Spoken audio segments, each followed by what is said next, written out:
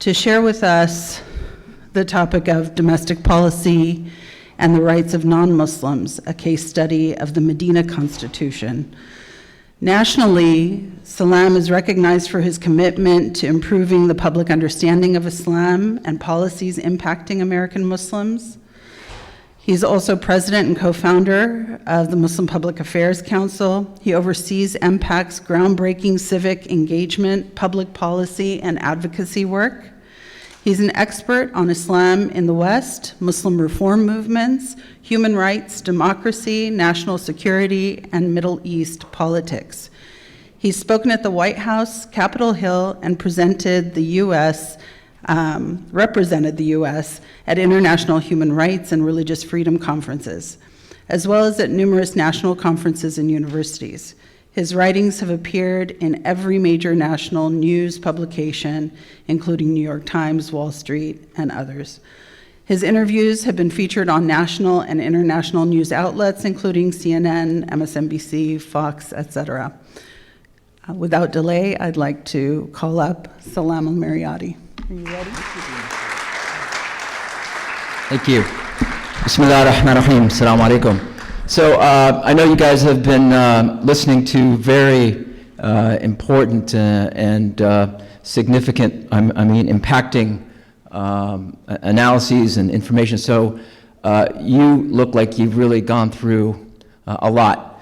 So why don't you stand up for just 30 seconds, get some blood flow, but no yoga. Okay. Very good, and we'll now you can sit down. Namaste. Thank you. All right, let's start. First of all, I want to thank Jasser Hattout for his ideas, and really this is his brainchild in doing the American Seerah Project with the Islamic Center of Southern California and here at New Horizon campus, and congratulations again to Dina and Megdi and all the people who have made New Horizon, this New Horizon campus a beautiful dream that has become a reality, so thank you. Number two, I'm not sure on my bio if it's good to say that I spoke at the White House. There's some people who don't think that's a good idea. But regardless, we have to deal with all sides. So on looking at the Medina Constitution, first of all, we have certain sayings of the Prophet sallallahu alaihi wasallam that we find in literature that has to be analyzed in terms of its authenticity. We have the Quran, of course, that is authentic, but also is up. There are many verses that are up for interpretation and that have to deal with context. But there are two documents that we have that are fairly authentic, according to the scholars, and they are the last sermon of the Prophet and the Medina Charter. And it's interesting that when I ask people, have you read this Medina document, I think most Muslims would say, no, I have not. But that's like most of us Americans who have not read the Declaration of Independence or the U.S. Constitution. We just go out and have barbecues on the 4th of July and enjoy it. And now that we're talking about the Prophet's birthday, I've been to events where people bring out a birthday cake on the Prophet's birthday. But the idea is to look to the example of the Prophet, peace and blessings be upon him, and see how it can guide us in our situation and facing the challenges. And the general challenge for us to this day, you can go a few miles from here and find Muslim circles that would say that being a part of politics is haram, voting is haram. 30 years ago, it was actually the predominant view. And so it took a lot for us to get to this point where we say, not only are we going to be involved in politics, we're going to get Muslims elected to politics. And this week alone, we had at least 10 Muslim women and even a man make it to elected office. So the idea of being involved in your society and your community is something that is not only intuitive, but is, as we're going to look at this document, is encouraged, if not an obligation.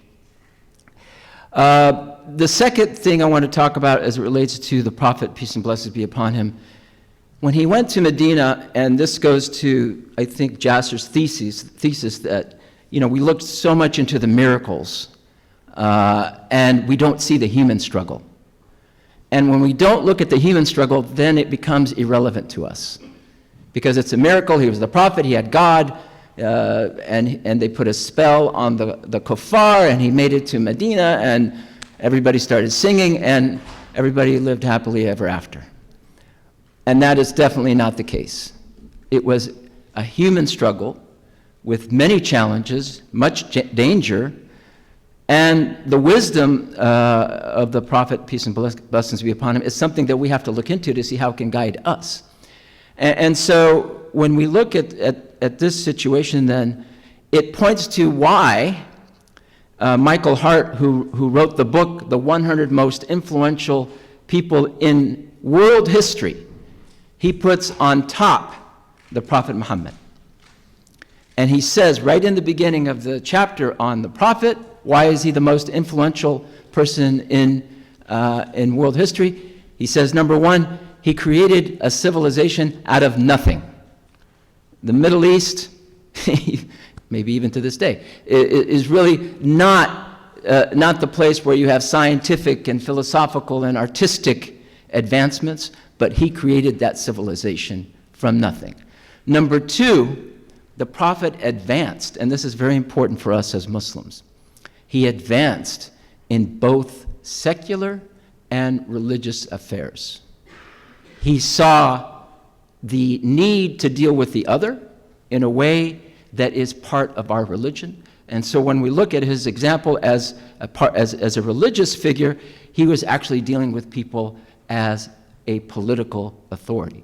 And therefore, when he was the head of state in Medina, we look at his example as both being a religious authority for the Muslims, but as a political authority to the majority of the people of Medina. At that time, there were only 1,500 Muslims out of 10,000 people in Medina. So the Muslims were actually the minority, even though he was selected to be the leader of that. Why? Because he was a peacemaker in general. He was a person that they looked to resolve their issues. He was a problem solver. So we have to look at the Medina Constitution in terms of how the Prophet ﷺ was not necessarily a religious figure in the making of this document, but a political authority, and keep that separation very clear. And it is important then, as we look to successors to the Prophet, the Khulafa afterwards, that they were actually political authorities, not religious, and how scholars always prevented the co-optation between them as religious authorities and the political authority at the time. There was always that separation between the ulama and the state in terms of classical Islamic thinking. And so if we go to the next slide. So what are the aspects of democracy? This, first of all, is a model, if we call Islamic state, because it is dealing with the needs of the people. It is not necessarily getting into the religion of the people. Religion, it plays an important factor, but we will see later how the Medina Charter addresses people's religion and their religious customs. Number two, it is a covenant. In other words, it's a contract. It's an agreement. And the most important element in any democracy is the social contract. And so here we see the example of the Prophet Muhammad, as I said, representing the minority, but he is ruling over 10,000 people as a member of a minority that included those who came from Mecca with him, the Ansar, the helpers in Medina, the Jews of Medina, and other tribes. The significance then is that it brought about radical change. It changed the structure of society from one of tribes to one of ummah. And we're going to see the word ummah in the charter you will see it on different instances. In other words, you may belong to this tribe or that tribe, but together we are now one community. And this is the transformation that the Prophet ﷺ made in Medina. It is serving all of humanity. It granted moral and religious autonomy to Jews and other non-Muslims, and therefore it is not a religious document. It is a political document that established authority and, very important here, the checks and balances on the authority. In other words, the document itself put limitations on the Prophet's authority. So this idea now that if somebody says, we have an Islamic state and there's blind obedience to them, this is definitely not part of our religion, definitely not part of the Medina Constitution. Next slide, please. What does a social contract entail? It requires the consent of the governed, and this is found in the Quran in Surah An-Nisa, Surah number 4, verse number 59. Ya ayyuhalladhina amanu ati'u Allah wa rasulahu wa ulil amri minkum. And so, pay heed, O you who believe, pay heed to God and to the messenger and those who have been entrusted with authority. Some people will use this verse to say, see, it tells you to obey me. The obedience is conditional, and obedience is not to the person, but to the Constitution. Because from that constitutional framework, there is the selection from among the people as to who will be entrusted with authority. And even Abu Bakr radiallahu anh, when he was selected, he said, O people, I have been entrusted with authority over you, but I am not the best of you. Help me if I am right, and rectify me if I am wrong. So that is the real basis of authority in Islam. It is not something that is given up blindly, definitely not given to a small group of people, because we'll see in Islamic history, unfortunately, the Khalifa became one of political authority at the beginning, and then it ended up to be one of royal authority later on, which obviously brought us many problems. So this is basically the encapsulation of the social contract. Next slide. So, next slide. So let's begin comparing this to some of the U.S. founding charters, whether it's the Constitution or the Declaration of Independence, or the even what we see etched on the Statue of Liberty. What are the principles of the Medina Constitution that is comparable to the U.S. founding charters? Next slide. One is citizenship. In other words, you can become a member of our ummah, a member of our community, by joining us. You don't have to be part of a tribe. You don't have to be a Muslim necessarily. You come and join us and support us, and you will be a citizen within this ummah. Number two, the concept of justice, then pluralism, then security, then defense. Next slide. And when we look at these examples, then I think if we can go to the point that I'm really wanted to lead to before we dive into the text of the Medina Constitution, when we look at the concept of secularism, there are three general ways of dealing with secularism. Number one, you do away with secularism and you form only religious governments. And in the formation of religious governments as we see them today, unfortunately, authority is conflated between religious authority and political authority, and you have problems, for example, like the moral police, which violates our tenet, which is found in the Quran, La ikraha fi din, there's no compulsion in religion. The religious police becomes the one that compels people to believe and to practice the religion according to the ideology of the government in charge. So that's one example. The second example is a secular government that is anti-religion. So you would find in many countries in Europe where religion is there's no expression, public expression of religion in the society, and that becomes an anti-religious secular government. In America, however, we are a secular government that is based on religious values. When we say one nation under God, when we talk about the values that we find in equality that is derived from the understanding and the faith in God that we know, this is a secular society that is based on religious foundation, and therefore I'm arguing that the United States is the closest when it comes to this Islamic concept of a state. Next slide.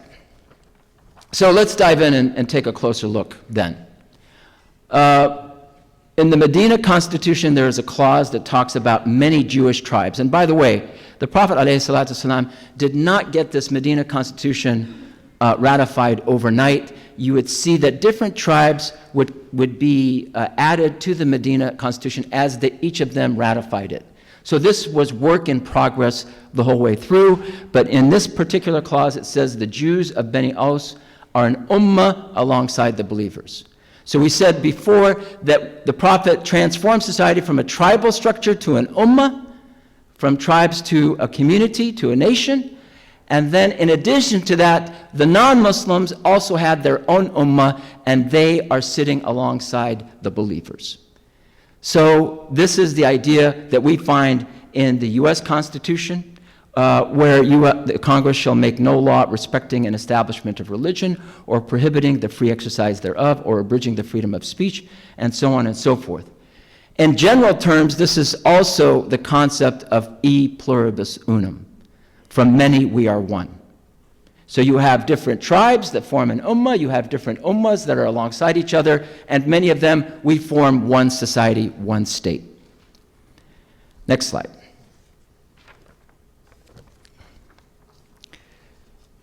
Any Jew who follows us, and it talks much about the Jews because many of the tribes were Jewish, but it also applied to other tribes as well.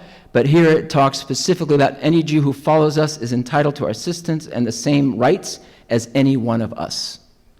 No object of contention among you may not be referred to God and to Muhammad. May God's peace and blessings be upon him for judgment.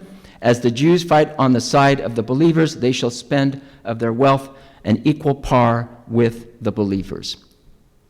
And this, the important aspects of this is that we find, along with the previous clause, that you have, when it says refer to God and Muhammad, what Islam is bringing to that society is actually the rule of law.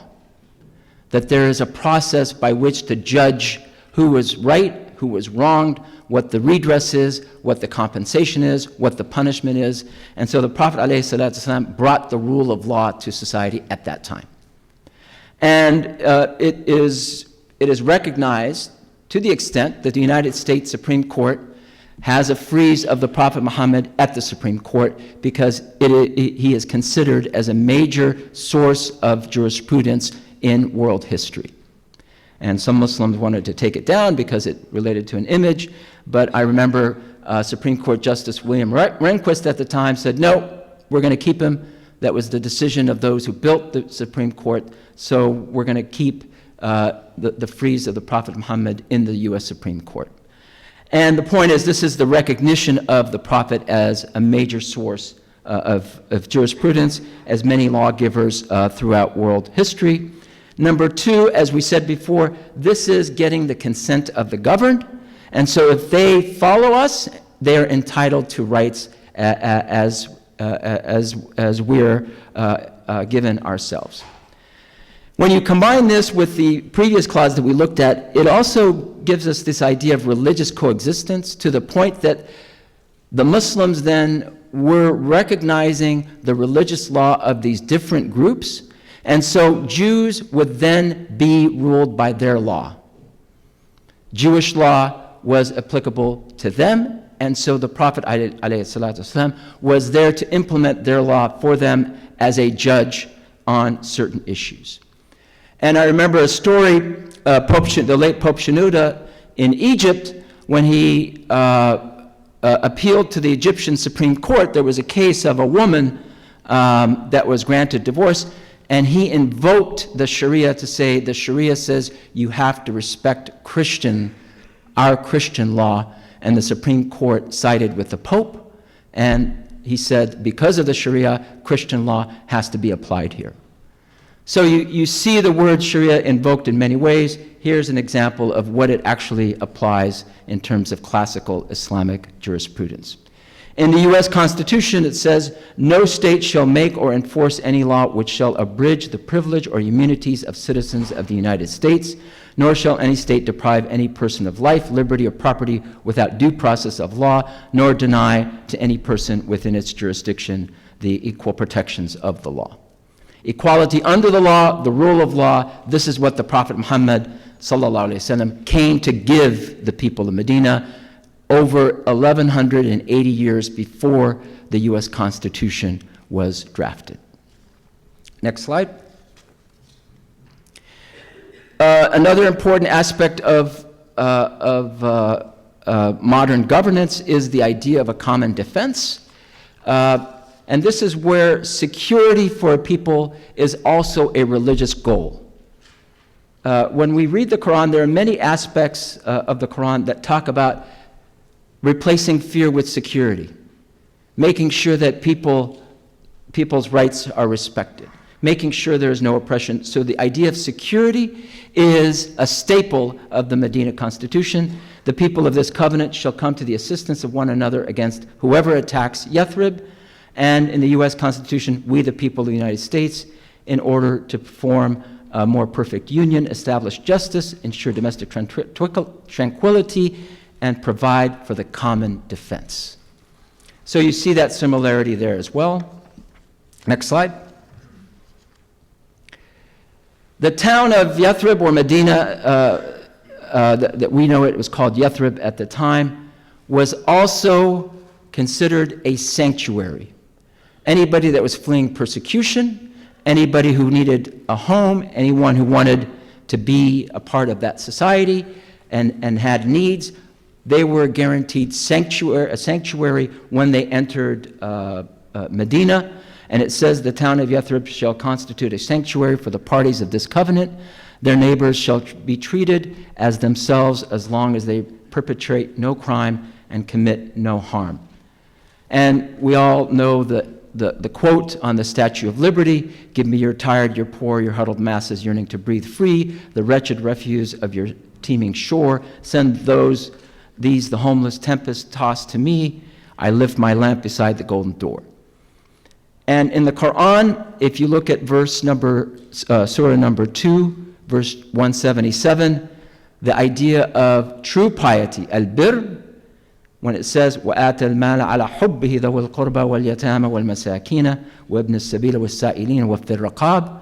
This is a trait of those who are practicing true piety. Who are they? They are those who give from their material gains, from their money, that which they love. To whom? To the community, to the orphans, to the poor people, to those who are stuck on the road as refugees and homeless, to those who are asking, and to those who are seeking freedom and liberation. These similarities are very striking to me, and it shows me again how advanced the Prophet ﷺ was in drafting the Medina Constitution. Last slide I want to get into here.